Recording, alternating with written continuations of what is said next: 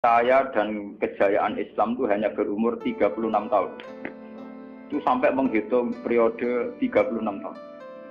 Juga banyak riwayat yang bahkan secara detail saya mencium turba, di mana nanti cucuku terbunuh di situ. Apa kamu gelisah Muhammad? Iya. Kata Jibril, jika kamu mau, saya tunjukkan di tanah mana nanti cucumu akan dibantai. Itu riwayat jauh sebelum Said Husain dibantai di Karbala. Termasuk riwayat-riwayat yang se-ekstrim ini. Jadi ini kan terus mengaji kalau tinggi bahwa nanti pada akhirnya sing mlebu neraka iku ora wong dolim tok, termasuk kita-kita sing saleh. Jadi sempat masuk swarga. Wong pontok haudun Nabi berarti mendekati napa? Swarga. Bahkan sebagian riwayat haudun Nabi itu fil jannah. Makanya kalau wingi cerita, ini amun salah paham tuh. Orang Khawarij itu soleh-soleh wong. Justru karena kesalehannya itu melahirkan tragedi dalam Islam. Karena solehnya itu kemudian mengharamkan barang yang mubah, mewajibkan barang yang sebetulnya hanya sunnah. Penyakit wong soleh mesti begitu. Ane jajal awet ke itikaf ning masjid seminggu, soleh seminggu. Enggak metu es perpal perempuan, amen jagongan ning omah. Ora eling pengen. Padahal eling pangeran iso ning omah iso ning dalan. Cuma dene selerane kan ilinge ning masjid. Wong itikaf seminggu kok gegere kak. Enggak ada. Engko kowe seneng pengajian ya ngono. Wong kene ora seneng ngaji sing teko kok wong limo. Iku gelem dijak apik ta ora? Padahal ning omah ngurmat anake ya apik. Paham ya? Ning pasar dagang ngurmat anak putu ya. Apik. Cuma APM kan kiai dari pelepak-pelepok ning masjid. Tapi gara-gara bapak-bapak ning masjid seminggu gegere tengah. Terus menfonis orang lain. Wah kata. Jadi sebentuk kesalehan itu pasti melahirkan tragedi. Itu tadi, kamu iktikaf di masjid seminggu saja. Kamu akan janggal sama orang-orang yang berkeliaran di jalan-jalan. Hanya kamu anggap tidak sebaik kamu. Apa niat Tuhan kalau di jalan-jalan terus? Kamu nyai di satu daerah yang ngaji 10, 20. Nanti kamu kecewa. Orang sini gak seneng ngaji, gak seneng kebenaran, gak seneng kebaikan. Padahal orang yang di rumah mungkin ngerawat anaknya juga ibadah. Gitu guys. Ngerawat keluarganya juga ibadah.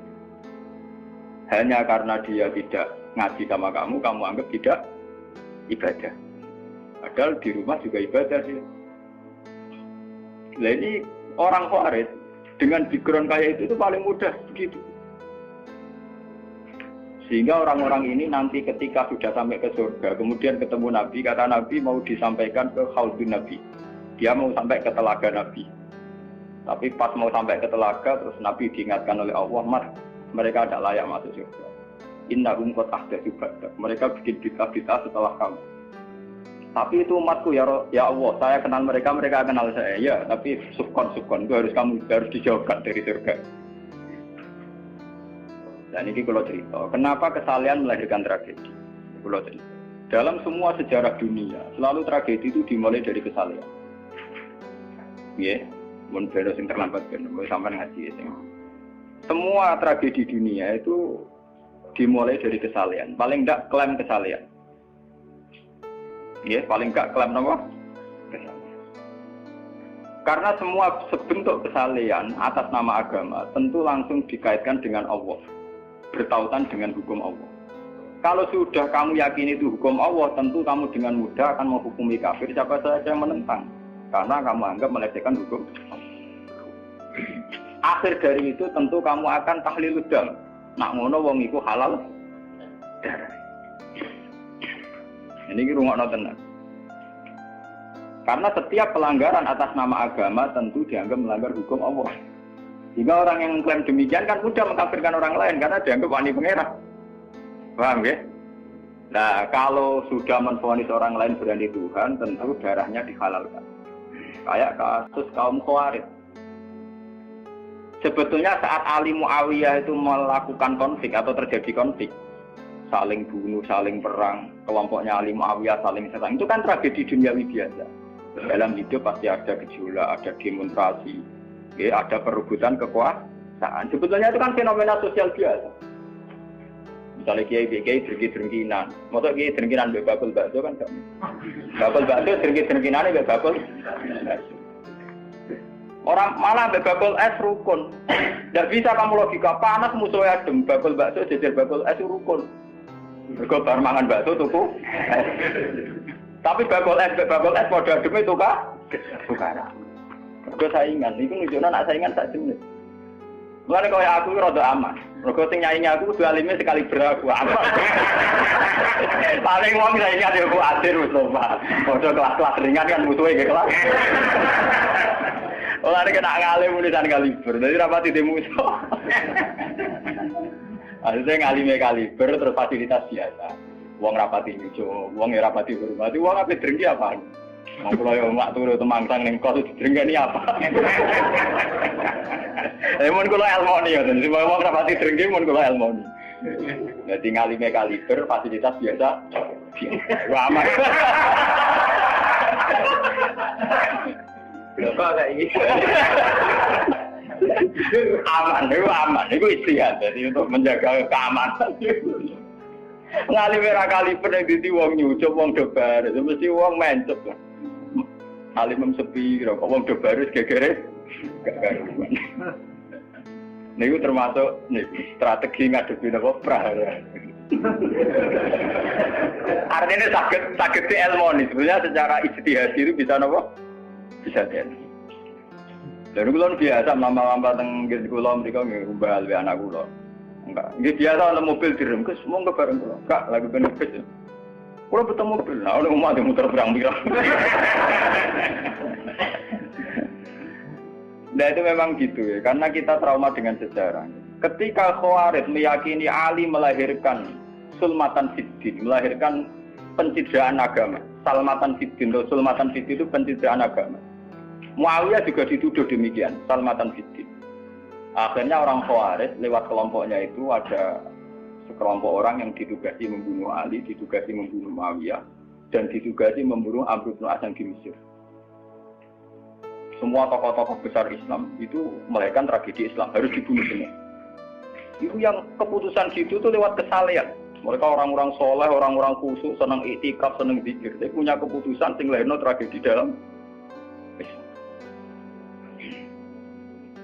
Makanya kamu jangan kaget, kenapa di Irak itu banyak perang saudara, di Mesir, di Sudan, di Khartoum, di Darfur, di Somalia. Itu kalau sudah perang berani mati, karena mereka mengatasnamakan agama. Nah, kalau agama berarti merasa dia punya titah Allah, titah Tuhan. Sehingga kelompok lain, ya orang Sunni, Bantai, Syiah, Ahmad Sunni itu biasa. Makanya kita disyukur, kalau bolak-balik ini, kita harus syukur sebagai bangsa Indonesia. Bangsa Indonesia di filosofi berdaluri, soalnya bergeremeng-geremeng ngelas yang berduri, orang terus bah. Ini kita syukur jadi wong Jawa. Cari rasa cocok, mau grudal. Misalnya rasa-rasaran kiai beda partai yang mau grudal, bagus sekali. Karena ada sampai pembunuhan. Paling banter sing dikisi pelatihan ngirim tarmihim. Ayo tak pikir ramahan gini, tak pikir bodoh ramahan tindak.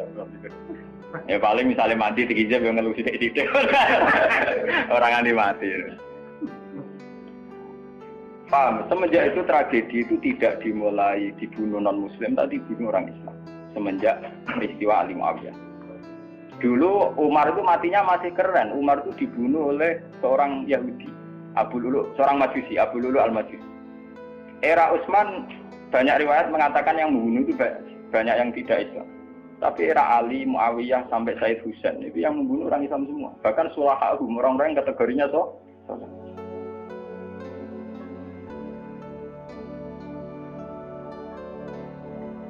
wong soleh macam payah. Baik Madin gue kenal lagu ngukumi wong murtad itu biasa. Karena daftar kemurtatan dalam kitab-kitab salaf itu terlalu banyak. Sama kalau ngaji Sulam Taubak, Sulam Safina itu betapa mudah orang-orang masuk kategori nomor. Mohon teng pondok kula rata rego ajaran. Wah ana sing kiai tanglet kula, Gus yo mboten nglebokno ajaran iki pondok jeneng. Lagi bantah aku kok takok. Nak bantah, bantah-bantahan, nak takut tak jawab. Ini umum kalau perhitung dong, itu memang resiko. Resiko ada takfir. Bukan kitabnya yang salah, kita kalau tidak punya khazanah banyak itu resiko. Jadi kalau baca kitab gitu itu harus punya khazanah yang lain yang apa? Banyak. Sehingga tidak mudah mentakfirkan orang atau memurtadkan orang. semenjak Ali Muawiyah tragedi karena kelompok-kelompok soleh itu menvonis Ali itu murtad atau Muawiyah itu murtad, kemudian diteruskan kalau gitu halal darahnya, akhirnya dibunuh. Ali ya dibunuh, Muawiyah ya seringkali mengalami percobaan dibunuh. Jadi kalau kan nanti cerita tengah sini, jadi Ali hasil dibunuh, yang Muawiyah sebetulnya subuh itu juga dibunuh, tapi pas itu Muawiyah meriang, yang imami itu wakilnya, sehingga yang dibunuh wakil. Mulane kalau bolak-balik cerita ning dinggon nek wong kesolen mesti pintu-pintu. Wong kuwaris sih pintu-pintu. Wong ngongkon killer, ngongkon pembunuh bayaran kok tarife ngene. Lah Muawiyah ku sapa? Pokoke sing imami subuh. Ora disifati ciri-ciri spesifik mboten. Pokoke sing imami subuh. Lah Muawiyah subuh pria. Nomor wong imam ya dadi materi. Wong apa jenenge? Apa itu istilahnya tugas-tugas yang super bahaya kok tarifnya pokoknya senyum subuh. Wah kemproh. Waraine sing piye kotak ta piye ta ngene sing piye. Kemudian polisi diseketas. Ora tarifnya pokoknya sing imami. Imami ya meriah. Nasibe apik. Jadi ora pembunuh profesional. Walhasil semenjak itu tragedi dimulai dari takfir. Setelah itu ada era Muawiyah punya anak Yazid. Yazid ada isu dia senang nyabu, senang ngeflek. Dia orang yang nakal saat jadi pemimpin. Orang Islam si sholat tersinggung. Wong kok dipimpin wong dolim. Seorang Islam ekstrem wong kok dipimpin wong ra sholat, wong ra bener kok mimpin wong bener. Akhirnya Madinah bergejolak. Madinah bergejolak ini kemudian banyak yang merokokasi Said Husain supaya ngambil alih kepemimpinan sinten. Sama nak cerita ini tragedi ke saya. Walhasil Said Husain akhirnya lewat bantuan orang-orang Kufah. Orang Kufah itu saat ini dari wilayah Irak. Jadi kayak Kufah, Asfahan, terus Nahrawan itu ikut wilayah Irak. Ketika Irak pecah dengan Iran, ikut wilayah apa? Iran. Dulu yang situ semua itu namanya orang dulu kalau bilang itu Kufah sama Basra. Gitu, makanya kalau di kitab-kitab Nahwu semua kitab salah kalau bahasakan kawasan itu, kalau ada kawasan Kufah ya apa? Sekarang di bahasa internasional lebih dikenal Irak semua. Tapi kalau dulu orang bilang itu Kufah, Basra, Nahrawan, Asbahan, Khurasan. Itu kan ya, sampai. Orang-orang Kufah datang ke Madinah. Ya Husain, karena Yazid itu zalim, kita yang nanti di Kufah siap membeat jenengan jadi khalifah. Siap dukung jenengan jadi apa? Khalifah. Ini ku mengkudeta kepemimpinan ya. Said Husain sebagai orang junior, beliau konsultasi sama Sayyid Ibnu Abbas. Ibnu Abbas itu pernah paman, karena Ibnu Abbas itu misananya Nabi. Ya, Ibnu Abbas itu kan misananya sinten? Nabi. Beliau itu sugeng nanti era Said Husain ya. Ibnu Abbas sugeng nanti era Said Husain. Ketika Said Husain konsultasi sama Ibnu Abbas, dihentikan ini. Yabna ammi al-Kufah la tafi. Sopo sing ape dukung kowe? Tiang Kufah ya ammi. Wong Kufah atau jujur. Wong Kufah itu bulet gak welet. Al-Kufah la tafi. Wong Kufah nak janji atau nepah. Dulu kayak kawasan Kufah ini sampai pulau cerita sejarah bin zaman roh. Kan tiap daerah kan diterkenalan dewe-dewe. Ono daerah terkenal Bedol Guri, ono daerah terkenal Badoan. Ibu tenan ora tiap daerah kan terkenalan dewe-dewe. Yang repot yang terkenal Bedol Guri, ono terkenal kayak Madura Badoan, ono terkenal daerah, oh daerah kono medhit kabeh. Nah, kawin nang Sunda, wah wani wong lanang kan tiap daerah dia terkenalan sendiri-sendiri. Paham ya, karena perilaku budaya orang mesti ada ciri. Nah, itu di era itu Kufah itu punya ciri khas al-Kufah la tafi. Wong Kufah mesti ora ju. Tenang. Walhasil akhirnya Said Husain minta maklum ya, minta supaya dimaklumi. Ya Ami, saya ini sudah bertekad untuk menuruti permintaan orang-orang Kufah. Jadi meskipun paman saya melarang, saya tetap berangkat. Kata Ibnu Abbas, ya sudah kalau itu jadi keputusan kamu. Mulane Said Husain terkenal Said sing brengkel. Mulane kena dititeni. Sayyid sing turunan Husain niku rata-rata brengkel-brengkel. Nggih, kados orang Iran itu rata-rata Sayyidnya Husain. Kados Abdul Qadir, kados Sayyid Muhammad itu Al Hasan. Makanya kalau Said Muhammad itu Al-Hasan rata-rata karena Said Hasan dulu itu yang punya keputusan amul istima. Jadi tidak mau perang. Sehingga era Said Hasan yang dikatakan amul istima. Tahun bersatunya umat. Era Husain betul. Walhasil wala-wala cerita Said Husain kerso dibawa orang Kufah menuju Irak. Pas sampai Karbala. Itu Said Husain bilang gini sama pengawal-pengawalnya, ini sampai mana? Ini Karbala ya Husain. Saya Husain hadihi karobun wabala. Ini karobun, kesusahan wabalaun dan tragedi ujian.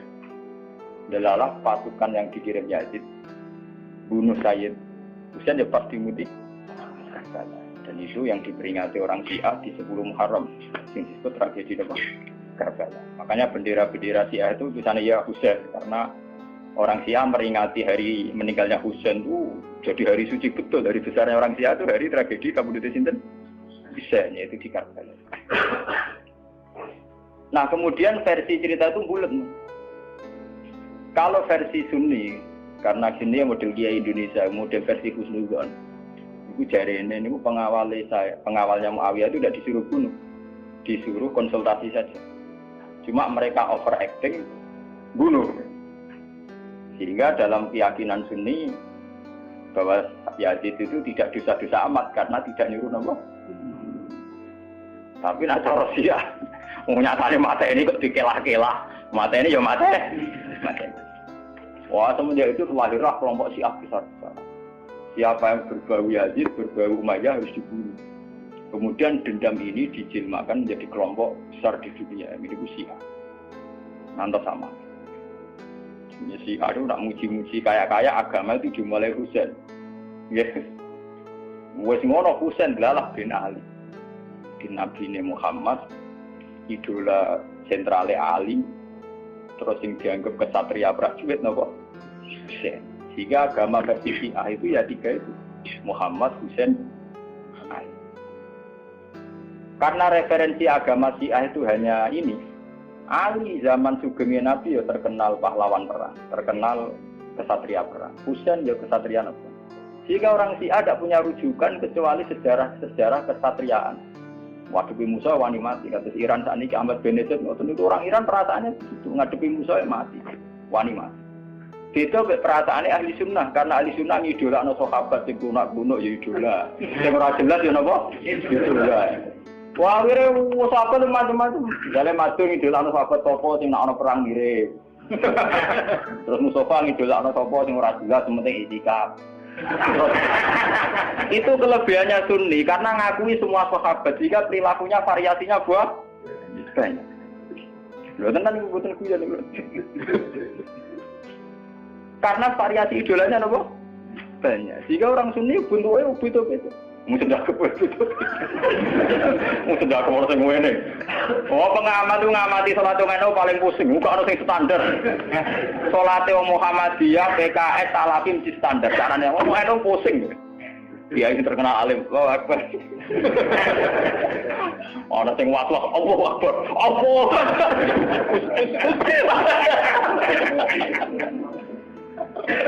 Oh sedekah kok ono sing ngene. Ono sing ngene, ono sing santai. Ana sing labine ngancing nono selik. Karena orang Sunni terlalu banyak tokoh idola, karena keyakinan Sunni semua sahabat itu layak diikuti. Iku mbok barokah laknat kowe keyakinane wong Sunni iku semua sahabat layak napa? Diikuti. Sahabat macam-macam, akhirnya wong Sunni macam-macam. Itu beda dengan Syiah. Sentral sejarahnya di Husain. Husain sebagai martel perang atau kesatria perang. Ali terkenal Al-Qarrar, orang yang reputasinya juga tentang nama.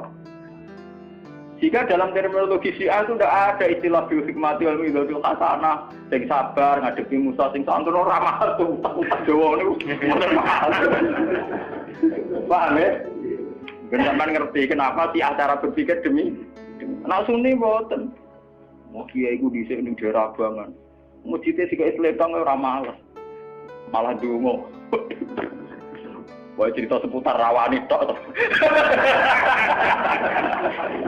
Seputar sabar, seputar kawan.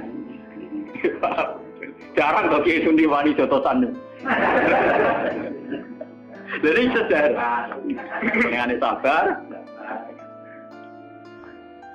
Sehingga dalam tradisi Sunni itu tidak ada revolusi. Sampai sekarang. Beda dengan di Syiah. Libanon pengikut Syiah, Syria ya Syiah. Iran juga Syiah. Meskipun Syiah sendiri punya variasi, Syiah Imamiyah, Syiah Ismailiyah, Zaidiyah, dan sebagainya. Tapi trennya sama, tetap menjadikan Said Husain sebagai sentral. Emang langsung TV kan nonton benderane Syiah tulisannya apa? Ya apa? Ya Husain. Nah sampai idola kan buatan Husain. Idola Hasan. Said Hasan itu rasa seneng perang. Tapi tuh mau ya kok. Jadi ya Pak Kiai Jawa perang barang. Germapan titik, napa poli? Ya, jadi sejarah berulang. Ya apa-apa. Jadi perang repot. Mau ya mirip perang. Cerita. Bon akhirnya setelah era Yazid, kemudian ada dinasti-dinasti. Kemudian era Yazid karena bin Muawiyah disebut dinasti Umayyah. Orang-orang penggemar Husain karena Husain itu mimpi Rasul melahirkan dinasti. Jadi disebut dinasti Fatimiyah. Sebenarnya dinasti Fatimiyah itu bukan dinasti turunan Husain, karena saking cintanya ke Husain mengatasnamakan dinasti Fatimiyah. Ada perang. Hasil wala-wali zaman nanti dinasti Fatimiyah itu kuasa. Ketika kuasa sempat bikin Al-Azhar. Jadi Al-Azhar dulu itu barokahnya dinasti Fatimiyah. Al-Azhar itu dari kata Fatimah Zahra. Af'al tafdilnya Zahra itu Al-Azhar. Kayak Hasna, kalau mu'anat kan Hasna. Kalau bahasa Arab untuk af'al tafdil Al-Ahsan. Jadi kalau Zahra berarti menjadi Azhar. Itu karena bahasa saja kayak Hasna mu'anat, kalau Ahsan untuk af'al tafdilnya. Jadi kalau Zahra jadi apa? Azhar. Jadi dari kata Fatimah Zahra. Ya sudah begitu. Artinya semenjak tragedi Ali Muawiyah itu kemudian orang Islam itu sudah perang terus sama Islam terus. Ya, dinasti Umayyah, digusur Abbasiyah, Fatimiyah terus. Sampai terakhir di Seljuk kayak zaman era Bauddin Leng, Timur Leng dan sebagainya. Kemudian agak bersatu saat terjadi perang salib, yaitu disatukan oleh kepentingan melawan Pangeran Philip dari Prancis dulu saat menyerang Baitul Maqdis. Itu ada perang salib satu yang dipimpin Salahuddin Sendiri. Itu mendingan karena ada musuh. Nanti kadang musuh itu dibutuhkan oleh dari Sayyidina Imam Syafi'i ngendikan musuh yang berpikir lebih apik di bang konco. Kok konco pun arah musuh tukaran musuh dhewe, kancane dhewe. Mana sajane partai-partai Islam kudu dhewe musuh bersama. Malah bagi partai-partai dhewe Islam kalah. Islam di Mesir. Kalau di Indonesia dijajah Belanda ya sepakat, pokoknya sementing Londo diusir. Beda agama, beda partai musir Belanda. Jadi rana Belanda, rana Jepang ya usir-usir. Itu sejarah. Mulai dulu trennya sejarah begitu. Nah, semenjak itu sudah disebut fitnah. Kalau sudah fitnah itu la tusibanal ladzina dzalamu minkum. Yang kena tidak yang salah saja, yang soleh juga kan kena. Kalau fitnah itu sudah kena, sudah jatuh, pasti yang kena semua. Yang soleh juga ikut